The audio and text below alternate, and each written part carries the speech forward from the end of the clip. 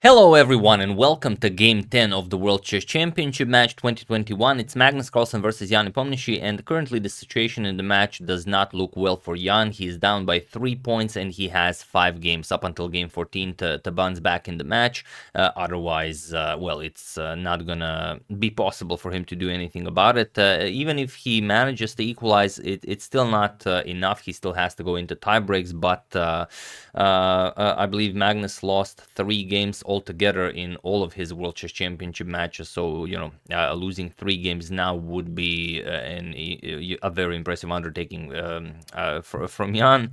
But, it's not impossible. So here Magnus has the white pieces, and will Nepo try to, calm things down as he just lost two very tough games, first blundering a pawn, then blundering a piece, or will he try to go for the win with the black pieces and try and win at any cost? But before we check out the game, here we do have a couple of nice photos, so let's enjoy that. So here we have the handshake. Of course, a lot can be seen in this handshake. You can see that Magnus is, it's almost as if he's sorry for the current situation that Jan put himself in the match, and he kind of maybe feels that it'd be better if it was still very intense and that they were fighting it out until the end.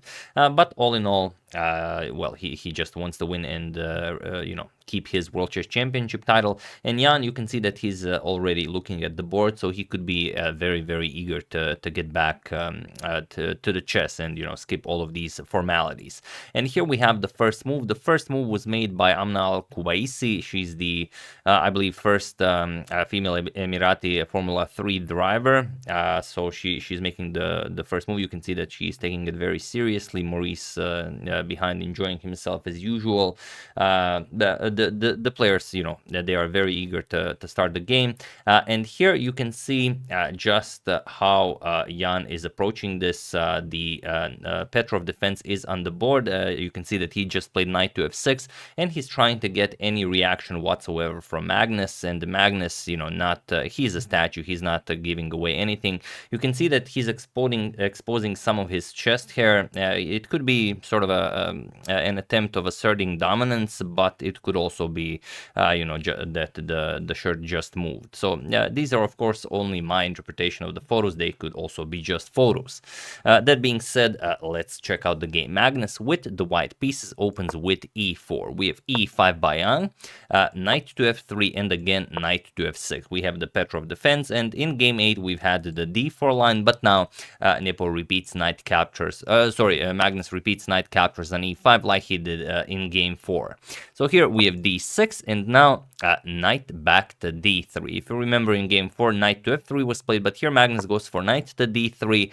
It's the famous game, Magnus Carlsen versus Fabiano Caruana from the 2018 World Chess Championship match in London, the one that Magnus almost lost. Well, he was, in a pretty bad position, but that's what Magnus decided to play, and obviously he prepared something much better than what he played against Caruana. So here we have knight captures on e4, the same as in the game against Caruana, queen to e2, queen to e7, and now knight to f4. And here Fabi just played knight to c6, but here we have knight to f6, just returning that knight, offering a queen trade, and Magnus plays d4. And now what do you play here? The position has been reached before, and many moves have been played here. Queen captures on e2 with check, bishop g4 attacking the queen, bishop to f5, also g5 is a known move here, but the move that Jan plays is a new move. He plays knight to c6, and this is an invitation to a very, very complex game, and Magnus really took his time here to decide how to continue this position, because if this was just a normal game and Magnus had this position, of course you don't really think twice. You play bishop to e3, and after something like bishop to f5, knight to c3, and we'd probably see both players castling queenside, and we would have this position, and this could get very, very ugly for both of them. All in all, it's a very complicated game for both of them from this point on. But Magnus says, all right, this is a World Chess Championship match. I'm already leading by 3 points, so there's no need to do anything this double-edged. Let's just play c3. The queen trade is still on the board, so, if Jan wants to capture, I would be very happy to develop my pieces. We have d5 by Jan, knight to d2, and now comes knight to d8. preparing to move the c pawn. Also, the knight can be shifted to e6. We have knight to f3, and now comes queen captures on e2. Jan trades queens because here, even queen to e5 is a very interesting move. The queen will be very nicely centralized here, and then if you trade, then maybe even knight captures on e5, also d captures on e5 could be very unpleasant. So here we have a queen trade, bishop captures on e2, and now bishop to d6. So the queens are off the board, and both players castles. So castles, and now bishop to d3. It's going to be much more useful on this diagonal. Rook to e8, and now rook to e1. Offering a queen trade, we have captures, and now knight to e6. So offering a trade of knights, and Magnus has to decide whether to trade or to go back. He, of course, trades, knight captures on e6. We have bishop captures on e6. You could also consider f captures. This does improve your situation in the center, but it's not all that much. You will still need to do something about this pawn. At some point, you will have to push it to develop your bishop, so maybe not all that impressive. So instead, we have bishop captures on e6, g3 by Magnus. Now, maybe even considering knight to g2 to gain control of the f4 square, so you can develop the bishop. G6 by Jan, knight to g2, and now rook to e8. So Nepo nicely developed. Magnus still needs to bring his bishop and the rook into the game. So f3, controlling the knight very nicely, and now knight to h5. We have king to f2, and now c6. So Black's position is very, very solid, but that's pretty much all there is to it. We have g4, now asking what do you do with the knight. Nepo goes back, knight to g7 with some f5 ideas in the future, and bishop to f4. So just trading everything off the board. We have bishop captures, knight captures, and now g5. So now the knight has to move, and at some point Nepo will strike with f5. And now Magnus needs to decide whether to go for knight captures on e6 or to go back with knight to e2. Knight captures on e6 is very interesting because although the material is equal here is an opportunity basically to introduce some imbalance into the position, because we have everything the same: one rook, one light square bishop, one knight. But here, if you trade knight for a bishop, then it's pretty much a completely different endgame, because now after knight captures, it's a bishop against a knight. And let's say rook to e1. Now, okay, you can't move the knight, the rook would hang. Let's say h6, we defend the pawn, bishop to f5, attack the knight twice, and now knight g7. We trade rooks off the board, and this is probably the endgame we would get, where we would have a bishop against the knight. The game is on both sides of the board, so this tends to favor the bishop, but as I always say, knights are tricky bastards, and Magnus does not want to play this against Jan. So instead, he just goes back, knight to e2, and now we have f5 as planned. So now there are a lot of pressure here, and Magnus has to decide how to go about this. The situation on the clock is Magnus has an hour, whereas Jan has an hour and a half. So Jan playing very, very quickly. We have h3, defending the g4 pawn, and now king to f7. We have rook to h1. Now Magnus has some ideas of maybe h4, opening up the h-file, and h6. We have f4 now, just trading everything off. F captures on g4. We have h captures, and the bishop captures. But now, of course, rook captures on h6. And now you have to be careful. You can't just grab a pawn here. If you do this, bishop g6 check will pick up the rook, and then you win the game.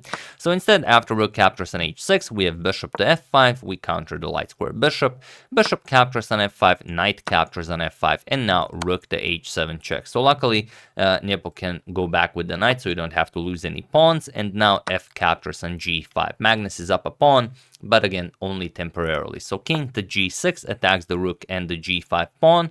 Rook back to h3, and now king captures on g5. We have rook to g3 check, king f6, rook to f3 check, king to e7, and now knight to f4. Now the knight is coming to g6, then to e5, and the knight will have an excellent outpost here, but it's not all that impressive, because this knight can also have an excellent outpost on e4. Because if you look at the pawn structure, it's identical, and you don't hope to get anything out of this. So king to d6, we have knight to g6, rook to e6 by Nepo, and now knight to e5. We have knight to e8. of course, Nepo knows what Carlsen's next move is, so here we have rook to f7, and okay, a lot of things can happen here. If Nepo plays something like a6, then rook to d7 will be checkmate, but of course that's why Nepo played knight to e8.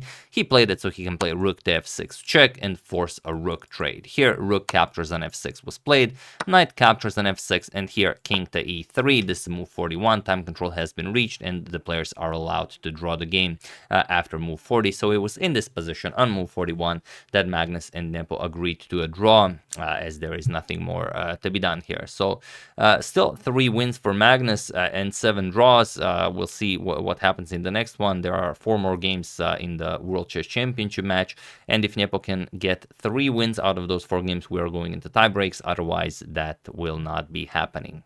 So this was a fine game. If the situation was, if 9 games up until this point ended in a draw, but since Magnus is leading by 3 points, this doesn't really help Jan all that much. But okay, he had the black pieces here, so of course he wants to stabilize. He doesn't want to lose another game. And tomorrow, or I don't know if they play tomorrow, if it's a rest day, but on game 11 he will have to strike with the white pieces. But not only that, if he wants to get back into this match, he will also have to win at least 1 game with the black pieces. Not a pleasant position to be in, but he did play this game very, very solidly, and he even allowed for this position, if you remember in the opening, d4 knight to c6. If Magnus was feeling ambitious, if he wanted to play bishop to e3, then we would see that both players castling queenside position, and then it would be a very, very hard-fought game, of course. But Magnus, as there's really no point in going into that, just simplified, and that's it. Of course, after king e3, they agreed to a draw. That's the game. Hope you guys enjoyed it. World Chess Championship Game 10.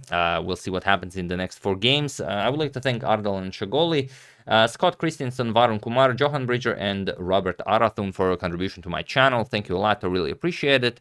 As usual, you can check 2 of my previous videos here. Thank you all for watching, and I will see you soon, continuing the coverage of the World Chess Championship until it ends. So thank you all. I will see you soon, and have an excellent rest of your day.